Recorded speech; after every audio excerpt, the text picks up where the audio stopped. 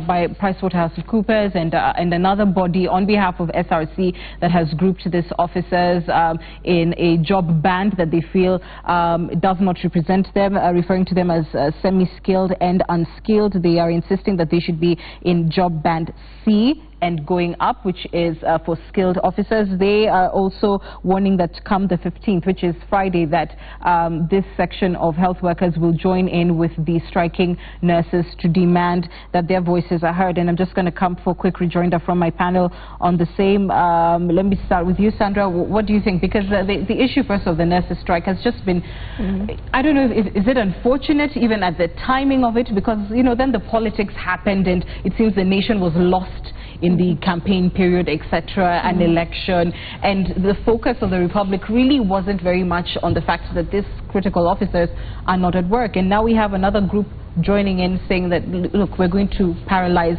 healthcare, health services once more. I think it's really unfortunate. It's a very unfortunate state of affairs, given the import of health. Because you normally say that health is an equalizer. You get sick whether you are rich, whether you are poor, whether you are from whichever tribe, you get sick. And so the difference only comes in terms of access to services. And for the longest time, we didn't have health as a right, and which is something that the 2010 Constitution brought on board and said that at Article 43 and says that every person has a right to the highest attainable standard of health. And so I think as a country, we are still coming to terms, so to speak, on seeing health as a matter of right, not as a matter of privilege for a particular creed or a particular class. And the issues now that you are dealing with currently, there are issues that spin back to a good number of decades, because health issues of remuneration, issues of the ratio of doctors and nurses to patients, that is an issue that has been there with us for a long time. Even when it comes to budgeting within the health sector, it is an issue. And so moving forward, I think it's important for us to take a fact check, so to speak, to ensure that right from the budgeting to the financing to the human resource aspect to operational issues, that we are able to look at nurses, we are able to look at doctors, we are able to look at the personnel within the health sector as individuals who are adding service, adding value to Kenya's service delivery. And what we are seeing right now is the political aspect of it, where it's now moved from the national government and issue of the national government, and now it's moved to the issue of the county personnel and governors and all those individuals concerned. And politics is becoming a part of it. And nurses, from what you can see, they're very, very frustrated, because there appears to be a double standard where doctors are being treated better than nurses. So for nurses, you people can go on strike for as long as you wish, and not much can happen. And so this it's an issue, but it's not one for a particular political party, and whichever government will come in place, I think it's time we need to resolve issues of health in this country. You know, Joseph, you've heard the various charges that they've put against the SRC. The SRC, which still argues on the issue of the wage bill, on harmonization of salaries, etc., and they're referring to a report which I must say we're not privy to, but they claim that this report has grouped them unfairly. The reality is, whether it is, as Sandra said, Jubilee or NASA that takes power, this is going to be a critical issue. The wage bill issue and proper, remuneration of workers. How do we find the balance with it, and has SRC failed in its role? First of all, you had said earlier that it was beginning to take a political dimension. In my opinion, everything that is wrong in the health sector is inherently political. From the beginning to the end is inherently political, and part of the solution, a lasting solution, is not going to be again limited to labor, the resolution of a labor dispute. It's beyond that. It is political, and it's going to have a political solution. Explain that. How is it inherently political? It's inherently political because, as Sandra says, health is a right, very basic. Do the people in charge of this nation, in terms of governance, recognize that? Every day you listen to them, and they sing about the successes of the nation in this sector, the other sector, in the economy, and this and that. Because to them, a certain cadre of health facilities, private hospitals, if they are doing well and making profit, and that's, underline that word, that is the operating word. If those hospitals are making profit, we are fine. Our health sector is doing well. They don't care about poor people that these ladies and gentlemen are complaining about. That is what makes it political, because it's about people. It's about individuals in this, a majority of individuals in this country who cannot afford the services that these people in power keep singing about, that we have that hospital and the other cancer facility and the other one. As the gentleman who was reading the statement said, an overwhelming majority of Kenyans depend on public health services.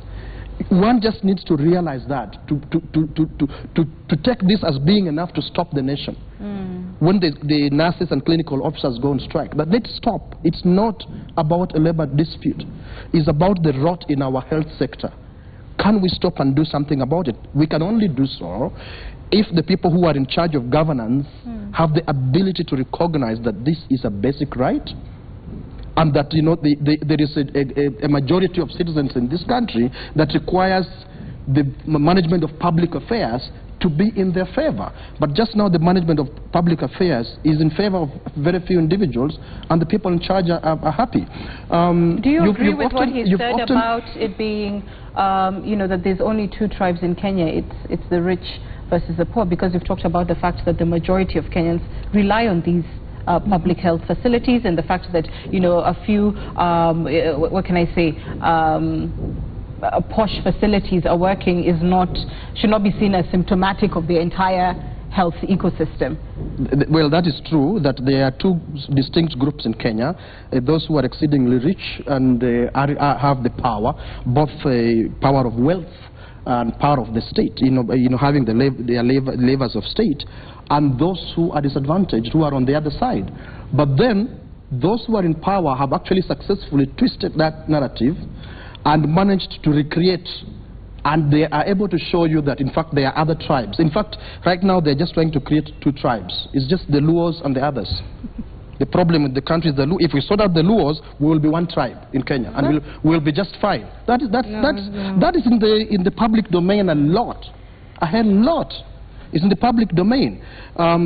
Instead of saying that, look, let us look at ourselves as a nation, generally a poor nation, that has, more than 60–70% poor people who need basic services, and therefore this means that since it's been more than 50 years since independence, the state has failed. Let us reform the state so that it can take care of these services. But without reforming the state, that mentality continues. It's just about contest of power. And that really is what I'm pushing. That's the argument I'm pushing. And I hear you, but I think there's a comment that can't go unchallenged, because you have alleged that somebody's pushing the narrative that the issue is one community. The law specifically is what you have said. Yes, Yet equally in the public domain, the reality is that the charge from NASA is that it is two communities versus the rest, and not to add fuel to a conversation about tribe, but to say that either way it is the wrong conversation. I've never heard that from NASA, that is true. Have you not heard that it's two communities that are perpetually holding power? I've never heard that. I've just heard the problem is Raila and his Luos.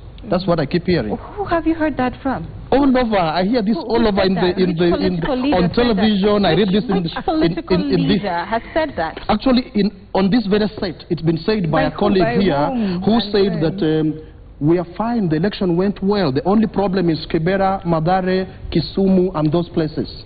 You don't need to hear more than that to know what is being said. I'm just trying to extract this problem away from a simplistic approach that it's about contest of power between certain individuals. It's a contest of power between ideas and values.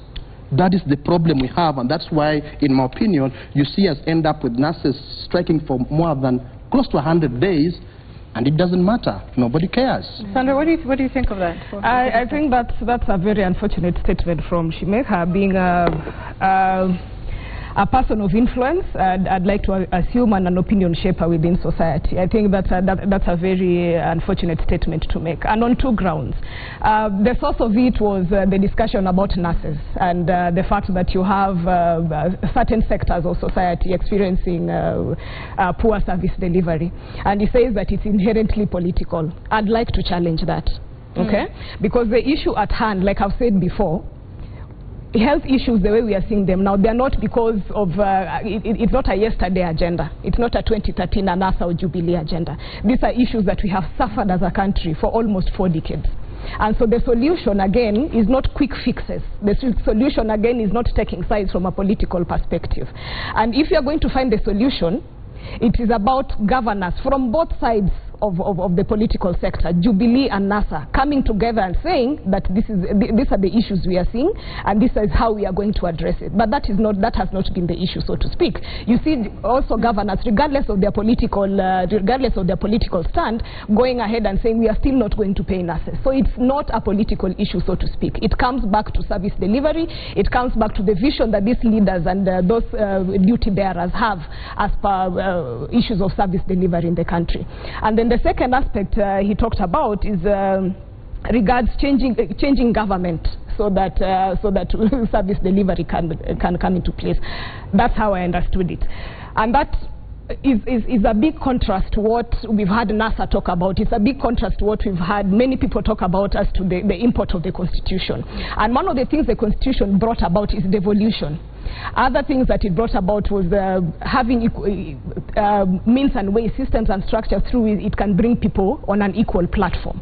And so what I would have loved to hear from him was that despite these challenges we are facing, as a country, we have made progress. Yes, we have challenges, but we are making progress. We have a constitution that now recognizes health as a right.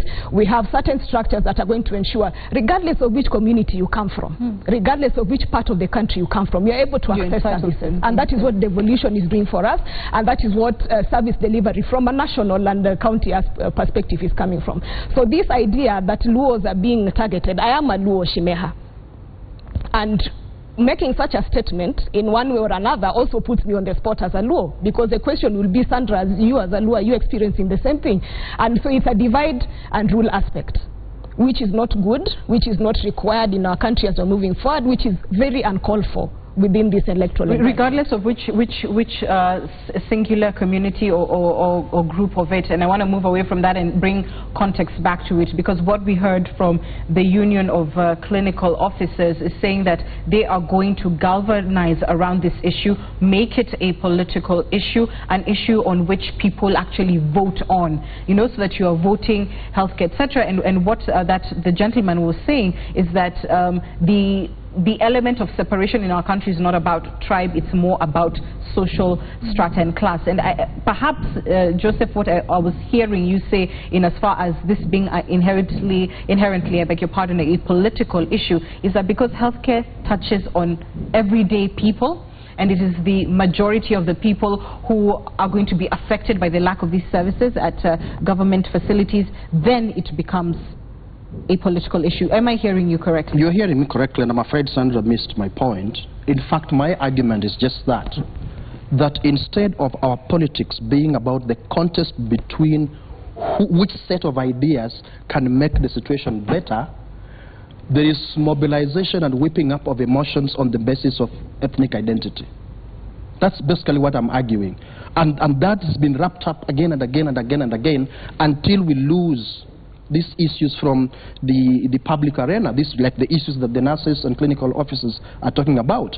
It is easier to whip up people's emotions, unfortunately, it seems, on the basis of ethnic identity and profile one community as the troublemakers in the nation, than to confront these issues and say, look, we have the basis in the Constitution, but the people we have in charge of this nation are unable to translate what we have in the Constitution, the values we have in the Constitution with regards to health, into enabling legislation, into enabling public policy, into enabling programs. And remember, devolution is pretty young. And devolution, the management of devolution, is not an exclusive affair of governors. In fact, the Constitution places a huge responsibility on the national government to midwife, to hold the hand of the new counties. I mean, we didn't have counties before. We have had the national government since independence.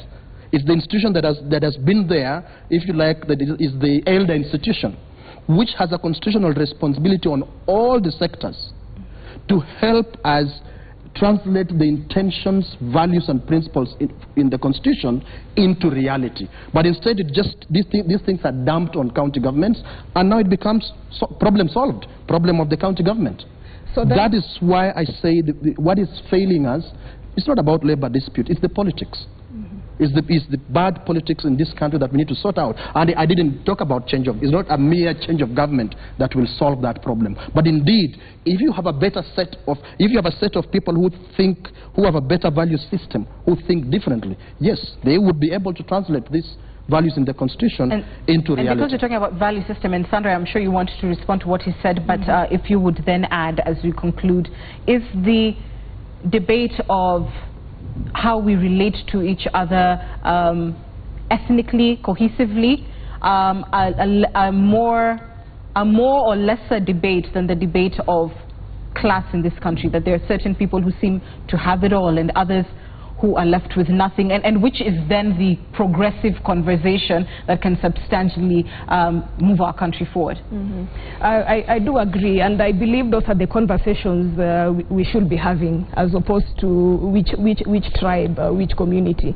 Those are the conversations we should be having moving forward, so that we are saying, for those in power, you are not serving your community. You are serving the whole nation, regardless of where they come from. For those aspiring to come to power, you are not using tribe, and you're not using, whipping emotions from a communal perspective for you to gain certain advantages in terms of getting into office. And so, I like what Shime has said, the fact that he's refuted that it's not merely changing power, which he said before. It's not merely changing power and changing government that's going to bring the issue at hand. I agree with him. It boils down to governance. And like I said before, it's not a Jubilee or NASA issue. This should be totally separated from politics, so that we are looking at this from a very clear lens, where we are saying Kenyans are suffering. Kenyans, regardless of them being Luo, Kikuyu, or Luya, or whichever tribe, they are all suffering. And the biggest issue here is service delivery, recognizing that health is a constitutional right, and we must put in structures and systems that are going to ensure that each and every individual enjoys the highest attainable standard of health. I thank you both for your views. Unfortunately, we are absolutely out of time. Sandra Ochola and Joseph Simeha, I appreciate your views this morning. We're taking a short break. When we return, Brian Okoth is with us. He's got the latest from social media. Stay with us.